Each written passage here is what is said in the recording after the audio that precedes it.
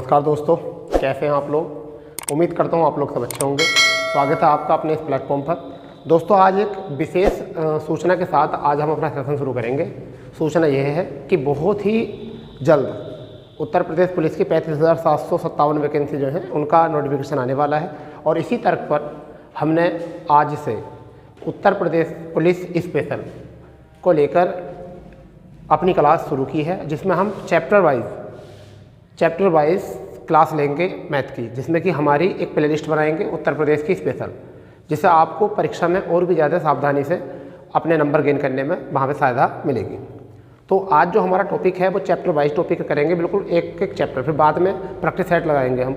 और उसमें हम सबसे पहले जो चैप्टर शुरू करने वाले हैं वह शुरू करने वाले हैं संख्या पद्धति। और आज जो टारगेट रहेगा वो ये नहीं रहेगा किस एग्जाम में किस तरीके के क्वेश्चन आते हैं, हमारा टारगेट रहेगा सीधा कि उत्तर प्रदेश पुलिस में किस तरीके के क्वेश्चन संख्या पद्धति से आते हैं या किन क्वेश्चनों की संभावना है उत्तर प्रदेश पुलिस में आने के लिए। ये केवल स्पेशल उत्तर प्रदेश पुलिस के लिए रहेगा, जिससे कि उत्तर प्रदेश पुलिस के जो तैयारी कर रहे हैं वो भी इसी के सहारे से SSC GD में भी यहाँ से हेल्प ले सकते हैं।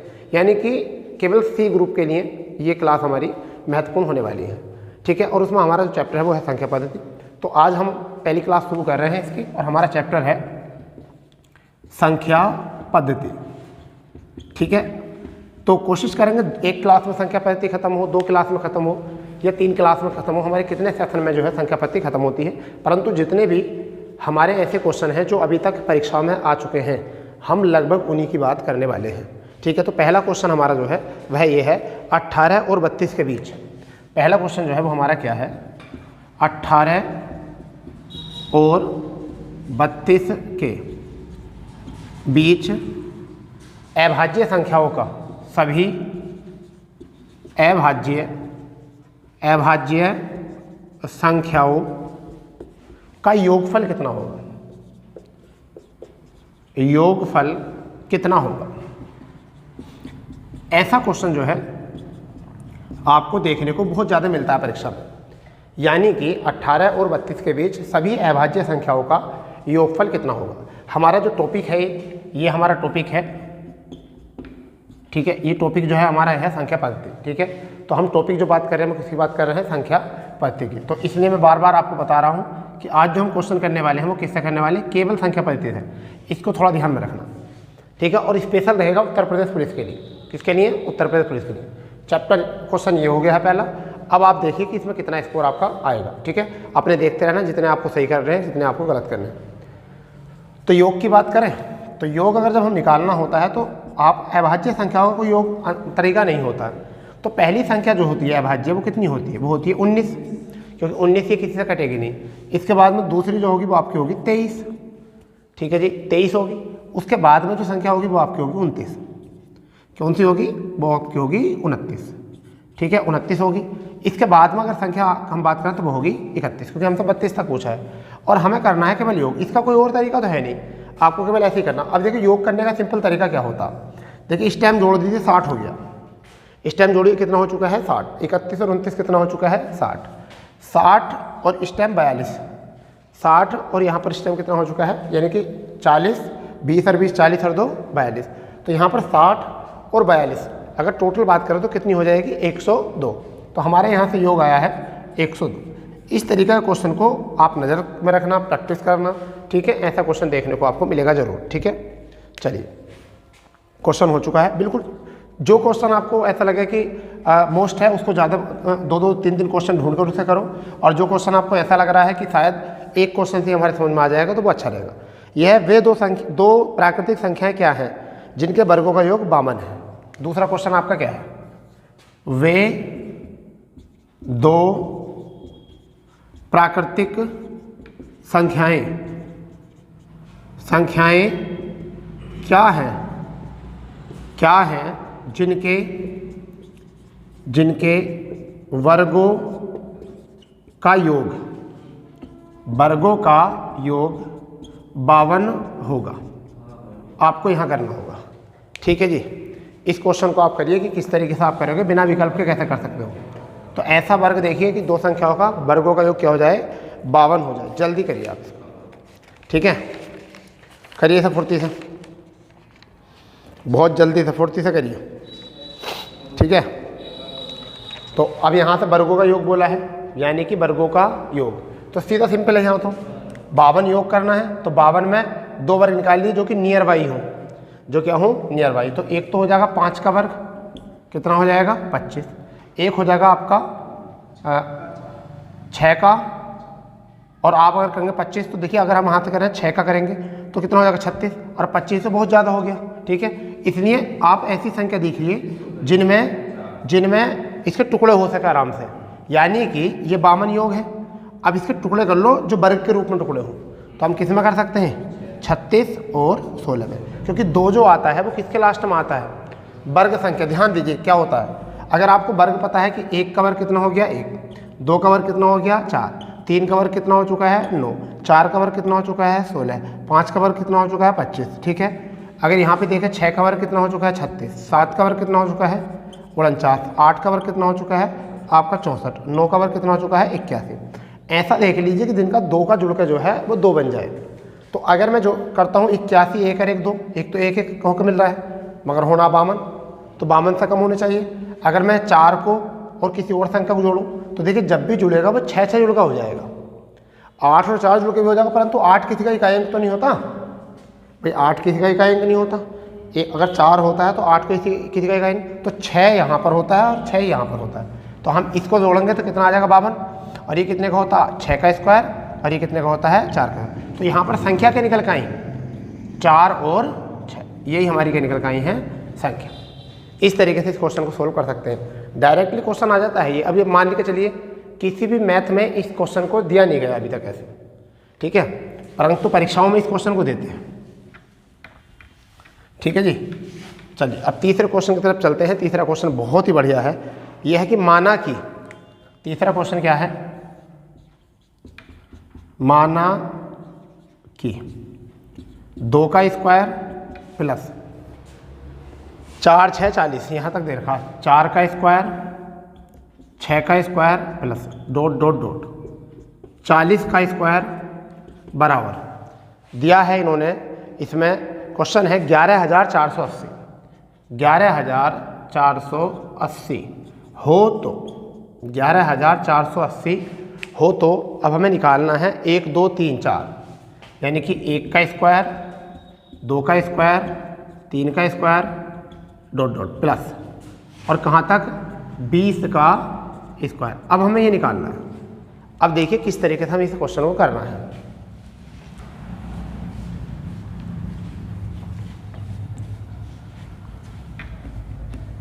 करिए आप इसको,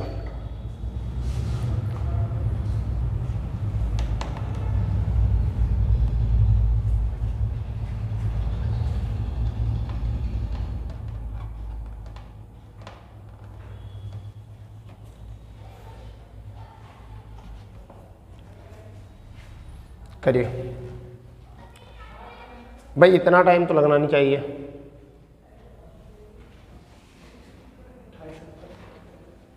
इतना टाइम लगना नहीं चाहिए। देखिए आप क्या कर सकते हैं, हम समझो इस बात को। हमें ये सवाल दिया है, ये 2 का स्क्वायर प्लस 4 का स्क्वायर प्लस 6 का स्क्वायर प्लस डॉट डॉट 40 का, इसका मान कितना दे रखा हमको 11,480 दे रखा, पूछा हमें इसका मान है, ठीक है। तो सबसे पहले आप ये देखिए हमें इसी के रूप में कन्वर्ट करना है इसको, तो हम इसे कर सकते हैं इस समय 1 गुणा 2 का स्क्वायर, इन 1 का स्क्वायर भी और 2 का स्क्वायर भी यहाँ पर कर सकते हैं। तो हम इसको इस तरीके से तोड़ सकते हैं, 1 का स्क्वायर गुणा 2 का स्क्वायर, इसे तोड़ सकते हैं 2 का स्क्वायर गुणा 2 का स्क्वायर, ठीक है। इसे तोड़ सकते हैं 2 का स्क्वायर गुणा 3 का स्क्वायर, इसी तरीके से इसे तोड़ सकते हैं 2 का स्क्वायर और 20 का स्क्वायर तोड़ सकते हैं। तो अब आप ये बताइए कि हम 2 का स्क्वायर अगर मैं बाहर कॉमन ले लूँ, अगर मैं 2 का स्क्वायर बाहर कॉमन लूँ यानी कि 2 का स्क्वायर कॉमन लूँ तो क्या बचेगा, 1 का स्क्वायर 2 का स्क्वायर 3 का स्क्वायर प्लस डॉट डॉट क्या बचेगा फिर 20 का स्क्वायर, ठीक। बराबर कितना है, बराबर कितना है 11,480, ठीक है भाई। तो अब इसको 2 के स्क्वायर को मैं 2 का स्क्वायर न लिख कर 4 लिख सकता हूँ, 2 के स्क्वायर को 2 का स्क्वायर न लिख कर क्या लिख सकता हूँ 4। अब मैं इस 4 से कट कर देता हूँ इसको, 4 दूनी 8, कितना बचा 3, 4 अट्ठे 32, कितना बचा 2, 4 सत्ते 28 और 1 जीरो, तो आपका आंसर कितना आ गया 2870 इसका आंसर आ गया। ठीक है, तो यहाँ पर हमें क्या लिख लेना है, इसका आंसर जो हमसे पूछा था ये कितना है 2870, ये हमारा आंसर है। ठीक है, ये है, आप नोट करो इसको। ठीक है,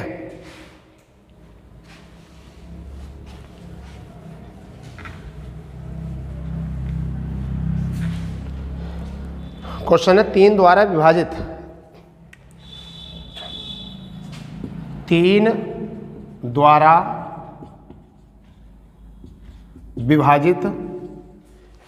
विभाजित 3 अनुक्रमिक प्राकृत संख्याओं, 3 अनुक्रमिक प्राकृत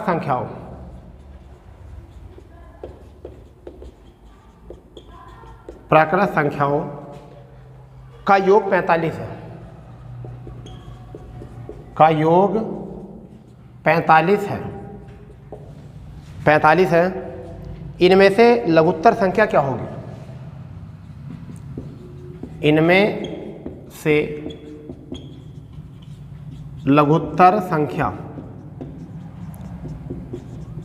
क्या होगी, करिए इसको, इनमें से लघुत्तर संख्या क्या होगी।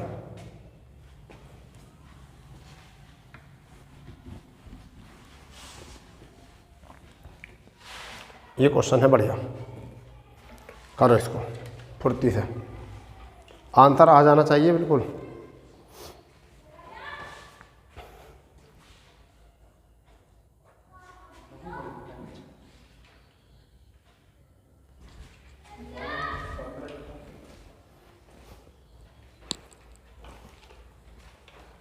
ठीक है, देखिए क्या करना है हमें, जब भी ऐसा योग बोलेगा हम बेस नहीं करेंगे, अगर बेस करेंगे तो वो देखेंगे बाद में। इधर डायरेक्ट देखो योग कितना है, योग है 45, कितनी संख्या होगा 3 का, तो 3 से भाग कर दो। इसका मतलब 15 जो ये संख्या है ये आपकी आ गई बीच की संख्या, क्या आ गई बीच की संख्या, तो ये आपके 15 जो आ गया औसत आ गया, 15 क्या आ गया औसत। अब ये देख लीजिए कि 15 औसत जो है 3 से कट रहा है, बिल्कुल कट रहा है, तो इससे लघुत्तर होती है छोटी, तो इससे 3 छोटा कितना 12, यही हमारा आंसर, यही क्या है हमारा आंसर। अगर नहीं करना चाह रहे तो आगे कर लीजिए, कितना आ जाएगा यहाँ से, अगर हम बात करें तो 18, तो बड़ी संख्या आ जाएगी, ये सबसे छोटी है, तो सबसे इनमें छोटी या छोटी की बात करें यहाँ पर, तो छोटी संख्या जो है वो कितनी है 12 है, और बड़ी संख्या की बात करें तो कितनी है 18। ठीक है, अब बताओ कितना सिंपल क्वेश्चन था, समझ गए नहीं। अगर हम यहाँ बात करते हैं बेसिक से, तो बेसिक से अगर हम बात करें तो 3 से कटने वाली होगी, क्या कर देते हैं बेस कर देते हैं, बेस कर देते हैं। 3 से कटनी होगी तो पहली संख्या होगी 3x, दूसरी पे कितनी होगी 3x प्लस के 3, तीसरी क्या होगी 3x प्लस के 6, और इन सबका योग कितना है, इन सबका योग कितना है 45, तो 3 और 3 6 और 3 9, 9x 9 बराबर कितनी 45, तो अब 9x बराबर कितना आया 45 माइनस 9 यानी कि 36। अगर मैं 9 से कट करूँ तो कितनी बार कटेगा 4 बार, तो x की वैल्यू कितनी आ चुकी है 4। अब हमसे पूछिए छोटी संख्या, तो 3 गुणा 4 बराबर कितना 12। अब बताओ बेस से ऐसा होना है और ट्रिक से ऐसा, जब भी आपको योग बोले 3 संख्या को 4 संख्या 5 उससे भाग कर दो, वो निकल कर आ जाएगी एवरेज संख्या, और एवरेज संख्या से जिसका गुणा जो इतने ही पीछे चले जाओ और इतने ही आगे चले जाइए। कुछ ये क्वेश्चन था, और कोई ज़्यादा बड़ा भारी क्वेश्चन था नहीं है। ठीक है भाई, और ये कुछ अच्छा मतलब कोई भारी ऐसा क्वेश्चन था नहीं कि जिससे कि आपको डाउट क्रिएट हो सकता था। ठीक है भाई, कोई दिक्कत नहीं है ना। चलिए नेक्स्ट, चौथा 5वां प्रश्न जो है वो ये है, यदि एक राशि 12 लड़कों के बीच, यदि एक राशि 12 लड़कों के बीच, 12 लड़कों के बीच बराबर बराबर बांटी गई,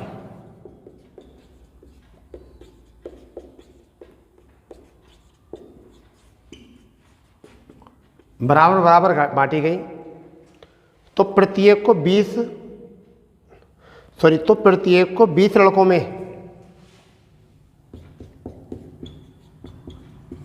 प्रत्येक को 20 लड़कों में, देखो सवाल क्या कहना चाह रहा है, यानी यदि एक राशि 12 लड़कों के बीच बराबर बराबर बांटी गई तो प्रत्येक को 20 लड़कों में बराबर बराबर बांटने पर, बराबर बराबर लड़कों में बराबर बराबर बांटने पर जितनी राशि मिलती है, बांटने पर जितनी राशि मिलती है,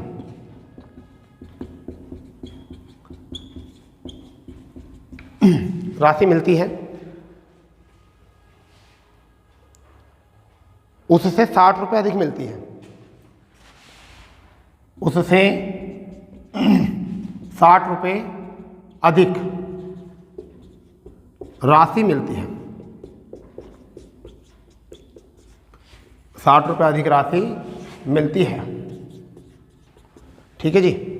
आगे इन्होंने क्वेश्चन पूछा है, तो वह राशि क्या है, वह राशि क्या है, वह राशि क्या है। थोड़ा क्वेश्चन को देखो कि क्वेश्चन में क्या है, कुछ छिपा हुआ है या नहीं है। ठीक है, एक बार सवाल सुन लीजिए। यदि एक राशि 12 लड़कों में के बीच बराबर बराबर 12 लड़कों के बीच बराबर बराबर बांटी गई तो प्रत्येक को 20 लड़कों में बराबर बराबर बांटी गई, बांटे जाने पर या बांटने पर जितनी राशि होती है उससे 60 रुपये अधिक राशि मिलती है, तो वह राशि कितनी है। करो इसको जल्दी। ठीक है, क्वेश्चन बहुत प्यारा है, क्वेश्चन बहुत प्यारा है, देख लो जरा।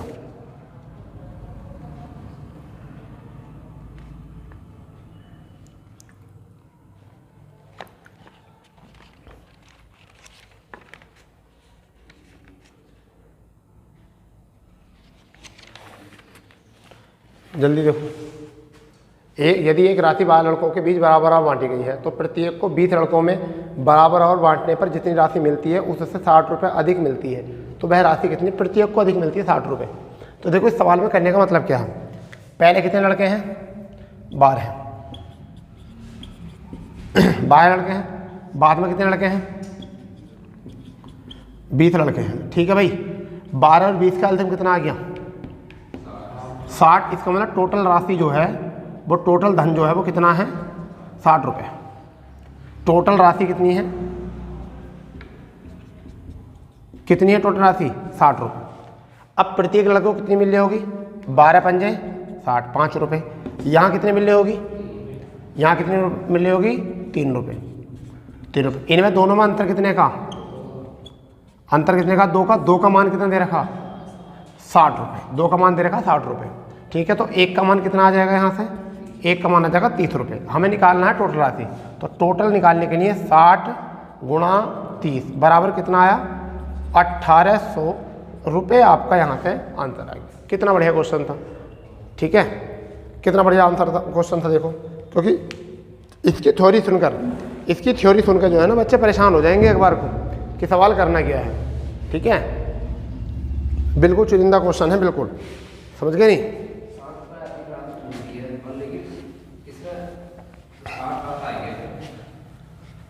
प्रत्येक लड़के को जो मिलती है वो 60 रुपये अधिक राशि मिलती है। ठीक, तो ये 60 रुपये दोनों में से, पहले से मिल रहे थे 5 रुपये, इसे मिल रहे थे 3, तो इनमें कितने का अंतर है, 2 रुपये का। तो इनका अंतर इनके बराबर रख दिया, 60 के बराबर 60। ठीक है, अंतर बराबर अंतर रख दिया इसको हमने, समझ गए। नेक्स्ट क्वेश्चन जो है वो बहुत बढ़िया क्वेश्चन है। यह है जी, यदि 17 की पावर 200, छठा क्वेश्चन है। हाँ, यदि 17 की पावर 200 को 18 से भाग दिया जाए, को 18 से भाग दिया जाए तब शेष फल क्या होगा। तो शेष फल क्या होगा, शेष फल क्या होगा, इस बात को अच्छे से नोट कर लीजिए। क्या है क्वेश्चन ये, और इससे बहुत कुछ सीखने को मिल जाएगा आप लोगों को, बहुत कुछ सीखने को मिलेगा इससे। देखिए क्या है, करो इसको जल्दी।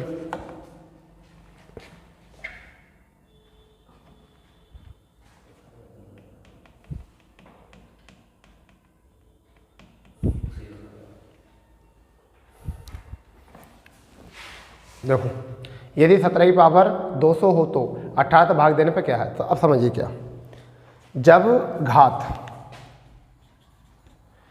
घात विषम हो, जब घात विषम हो किसी भी अंक के ऊपर यानी n के ऊपर, तो हम क्या लेते हैं, उस घात की जगह 1 लेते हैं या फिर 3 लेते हैं। ये बात अपने माइंड में रखो। यानी कि अगर कोई घात है, n के ऊपर कोई घात है, ठीक है, और वो विषम है, n के ऊपर जो कोई घात है वो क्या है, विषम है, तो हम उस विषम घात की जगह क्या लेते हैं, या तो 1 लेते हैं या 3, उस घात का प्रयोग नहीं करते। यदि इसी n के पावर घात जो है, जो पावर है वो क्या है, वो सम पावर है। क्या है, सम पावर। तो हम जो पावर होगी उसकी हम उसे नहीं लेंगे, कितना लेंगे, या तो 2 लेंगे या फिर 4 लेंगे, और जो हमारा आंसर इसे लेने से आ जाएगा वही आंसर जो होगा वो हमारा सही होगा।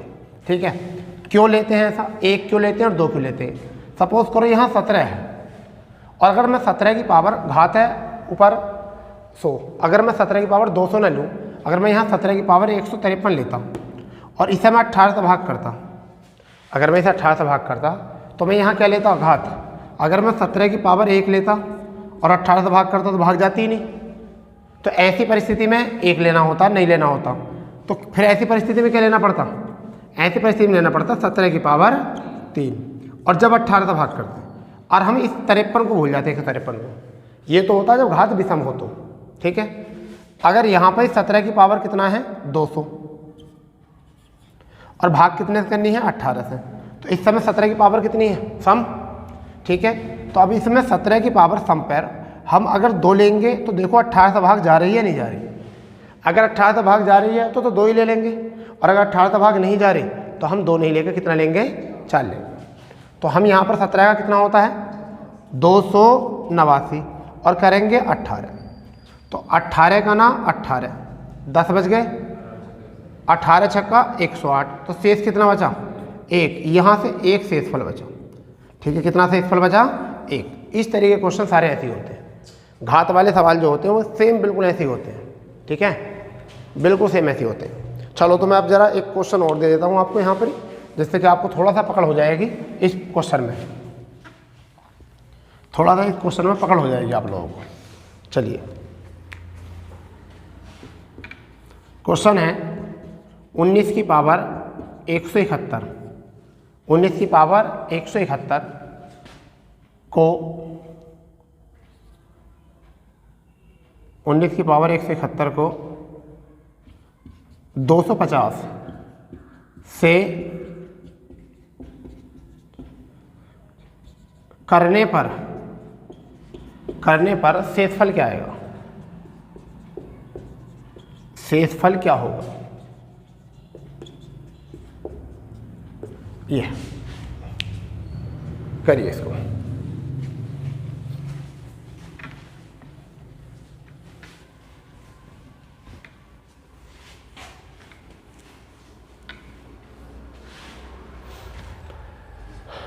यह है 19 की पावर 117 को 250 से विभाजित करने पर शेषफल क्या आएगा, करो।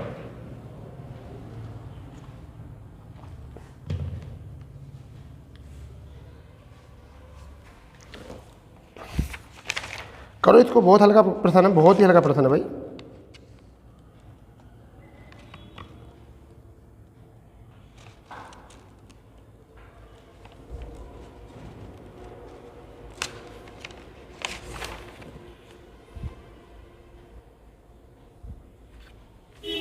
ठीक है, कैसे करना देखो। अब अगर मैं यहाँ 19 की पावर अगर मैं 1 लूँ यहाँ, क्योंकि मैंने बताया अगर n की पावर विषम हो तो हम क्या लेते हैं पावर के रूप में, या तो हम 1 लेते हैं या फिर 3 लेते हैं, और जो मूल होती है वो हट जाती है। ठीक है, शेषफल वाले रूल में, इकाई वाले रूल में नहीं, शेषफल वाले रूल। तो अगर मैं यहाँ पर 1 लिखूँ 19 की पावर और इसे 250 से भाग करूँ तो क्या चलेगा, ये बिल्कुल नहीं चलेगा। तो ये कंडीशन तो होगी गलत। अगर मैं 19 की पावर करूँ 3 और करूँ कितने से 250 से, तो ये पावर सही है। अब हमें बात आती है कि 19 की पावर 3 करने के लिए करना क्या है हमको, 19 की 3 पावर कैसे निकालते हैं। तो देखिए मैं आपको तरीका बताता हूँ कि जब भी हमको इकाई जिनका दहाई अंक 1 से शुरू हो संख्या, जैसे कि 19 ये 1 से शुरू है, कितनी 19 जो है, ये 19 जो है 1 से शुरू है, और इसका क्यूब निकालना हो तो जिस तरीके से 19 लिखा हुआ है इसी तरीके से लिख दो, 1 और 9, 1 और 9 लिख दो। अब 9 का वर्ग लिख दो 81, फिर 9 का घन लिख दो 729। ठीक, अब हमें क्या करना है, इसको भी 3 से गुणा कर दो और इसको भी 3 से गुणा कर दो।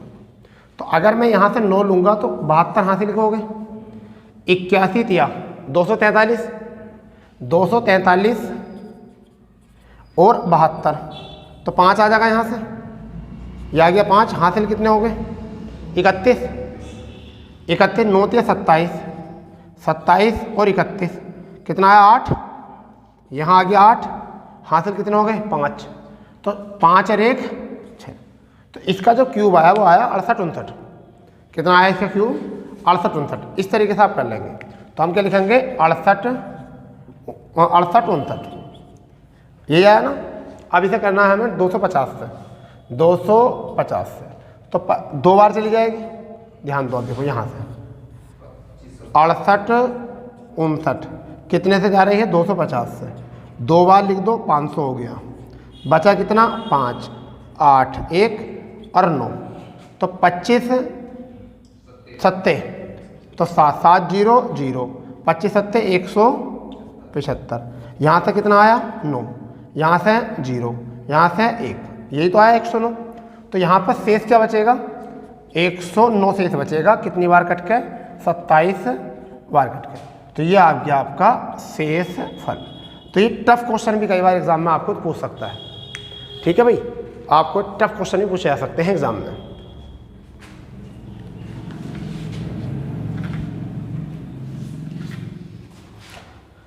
आठवां प्रश्न बढ़िया प्रश्न है बहुत। क्या है इसमें 13 की पावर 7,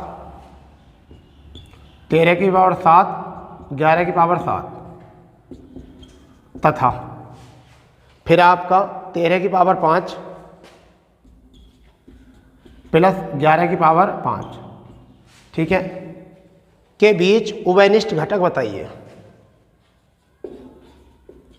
के बीच उभयनिष्ठ घटक बताओ। करिए इसको, उभयनिष्ठ घटक बताओ, क्या क्वेश्चन है ये।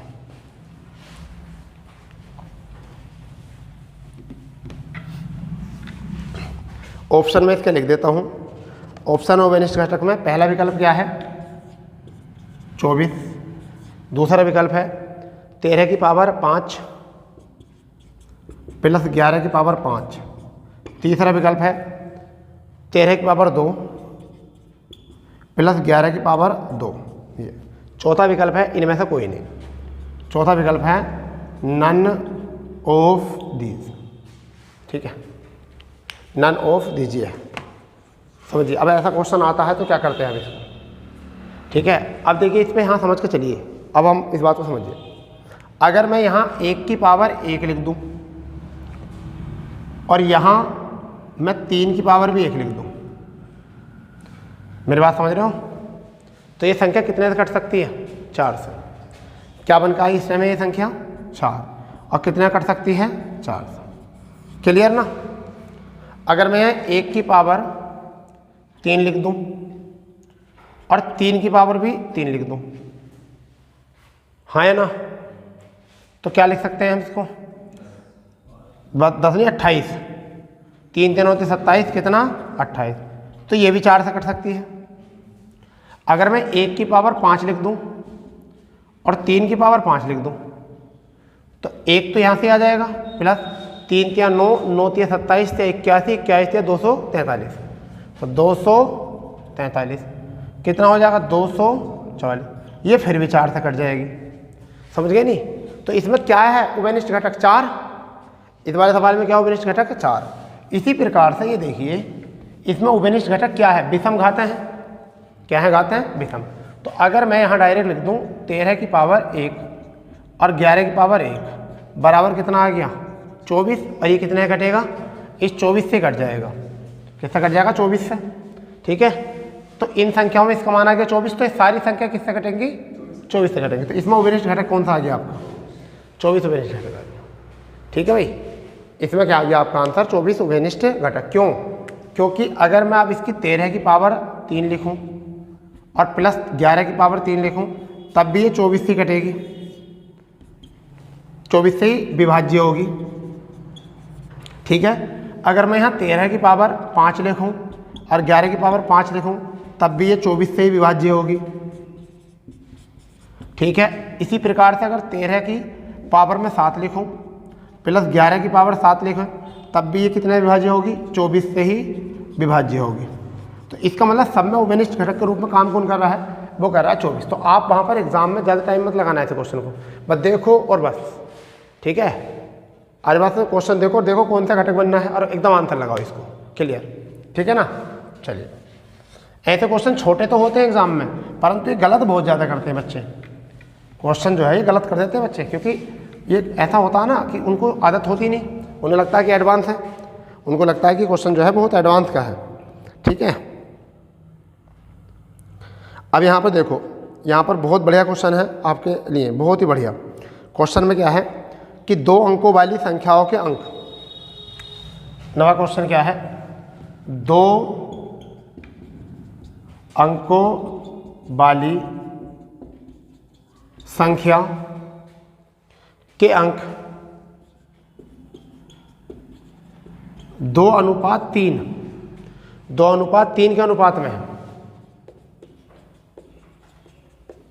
अनुपात में है, 2:3 के अनुपात में है, तथा अंकों के स्थान अदल बदलने पर, अंकों के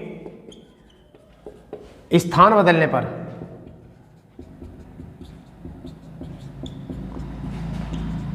पर प्राप्त संख्या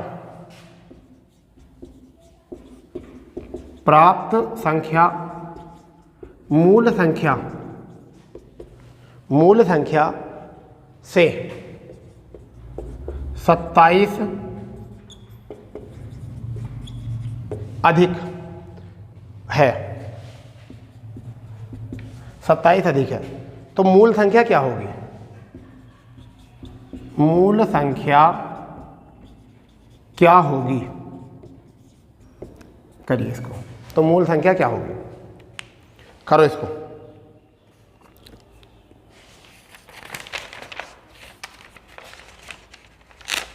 आंसर आ ही जाना चाहिए।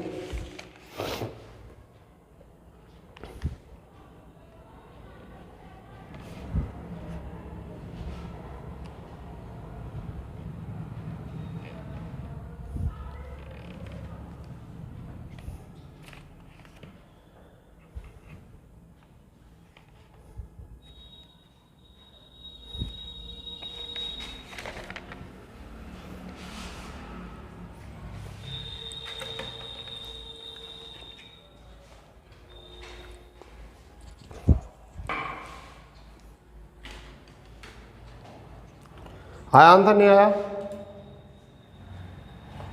बताइए आंसर आया या नहीं आया।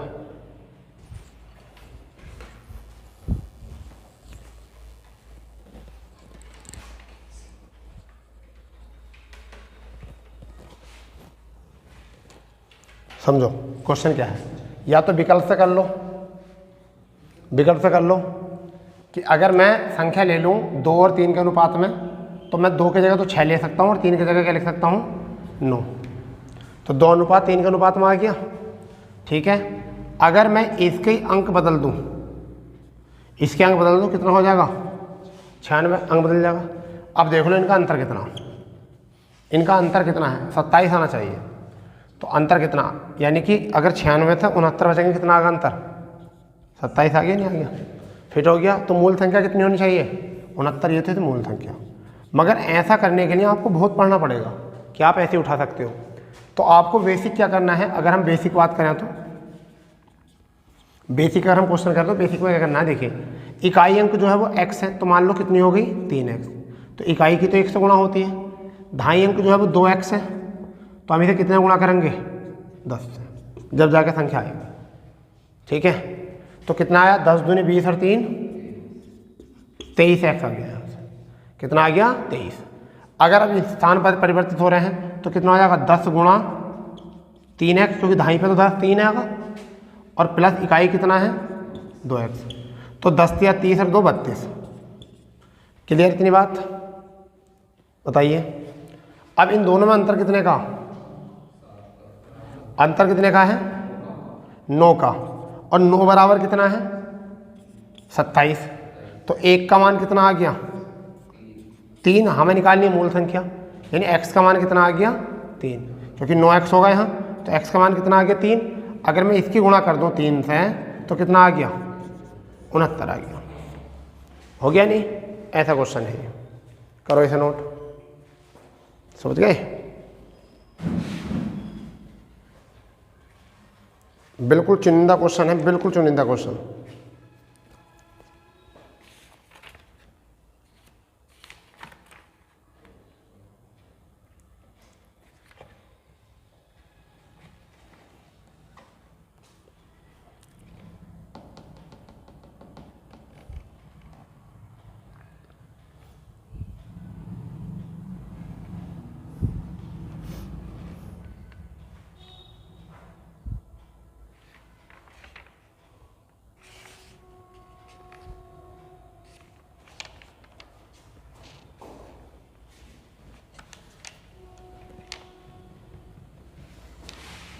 हो गया भाई? नेक्स्ट क्वेश्चन, यानी कि 10वां क्वेश्चन आपका। ये क्वेश्चन है बहुत प्यारा क्वेश्चन। इनमें कहा गया 3 से गुणा करके बनी, 3 से गुणा करके बनी, 3 से गुणा करके बनी 100 और 200 के बीच, 100 और 200 के बीच, 100 और 200 के बीच सभी प्राकृत संख्याओं का योग कितना होगा? सभी प्राकृत संख्याओं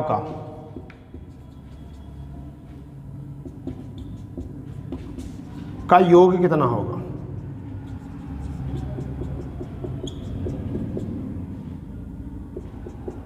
करिए इसको। ठीक है भाई, योग कितना होगा?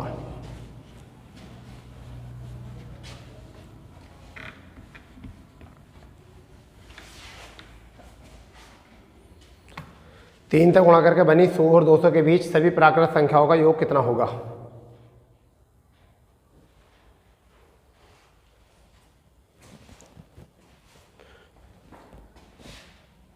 ये केवल आपके प्रैक्टिस के लिए हैं, सारे क्वेश्चन संख्या पद्धति के हैं, सारे क्वेश्चन संख्या पद्धति के हैं और प्रैक्टिस के लिए केवल आपके। एक एक चैप्टर की प्रैक्टिस होगी, 1 दिन 2 दिन इस तरीके से, अगर जितने भी चैप्टर क्वेश्चन कंप्लीट हो जाएंगे। ठीक है, तो देखिए पहले निकाल लेते हैं संख्या। 100 तक संख्या जो है वो 3 से कटने वाली कितनी है? 33। तो 100 तक होगी 33। इसका मतलब ये है कि 200 तक 3 से कटने वाली संख्या कितनी होंगी? 66। ठीक है, क्योंकि 3 छंग 18, 3 छंग 18। इसका मतलब इन दोनों के बीच में संख्या जो होंगी वो कितनी होंगी? 33। तो 33 तो होगी संख्याएं। क्या होगी? 33 संख्याएं। यानी कि 100 और 200 के बीच में 3 से विभाजित होने वाली जो संख्याएं वो है 33। अब हमें योग निकालने के लिए क्या करना होता है? ऐसी संख्याओं के लिए योग निकालने के लिए पहली संख्या जो 3 से कट सकती है तो 102। पहली संख्या क्या होगी जो 3 से कटेगी? 102। अंतिम संख्या कितनी होगी? 198। कितनी होगी अंतिम संख्या? 198। इन दोनों को जोड़ के कर दो आधा और गुणा में लिख दो जितनी भी संख्या हो। तो हमने लिख दिया 33। अब अगर यहाँ से जोड़ेंगे तो ऊपर आ गया 400, सॉरी 300। कितना आ गया? 300 बटे 2 गुणा 33।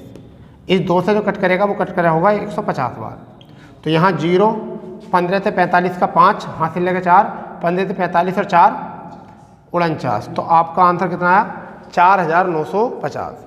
यही आपका आंसर है बी विकल्प में, 4950। इस तरीके से आज आपके टॉप 10 क्वेश्चन जो हैं हमने करा दिए। ठीक है। टॉप 10 क्वेश्चन हमारे चलेगी, 10 क्वेश्चनों की हमारी ये अभ्यास है। हम एक दिन में एक क्लास में 10 क्वेश्चन कराएंगे टॉप लेवल के, ठीक है, जिससे कि आपको एक चैप्टर को 2 या 3 क्लासों में यानी एकदम प्रैक्टिस करा रहे हैं हम केवल आपको, केवल यूपी पुलिस के लिए प्रैक्टिस के मात्र, ठीक है। सभी चैप्टरों की यहाँ पर प्रैक्टिस कराएंगे। तो अगर सेशन में मज़ा आया हो आप लोगों को तो अपने दोस्तों में शेयर करें, जो पहली बार देख रहे हैं चैनल को सब्सक्राइब करें और लाइक करना ना भूलें और बेल आइकन जरूर दबाएं, जिससे कि आने वाली प्रत्येक वीडियो जो है उसका नोटिफिकेशन आपको मिल जाए। तो मिलते हैं कल नए सेशन के साथ। जय हिंद, जय भारत।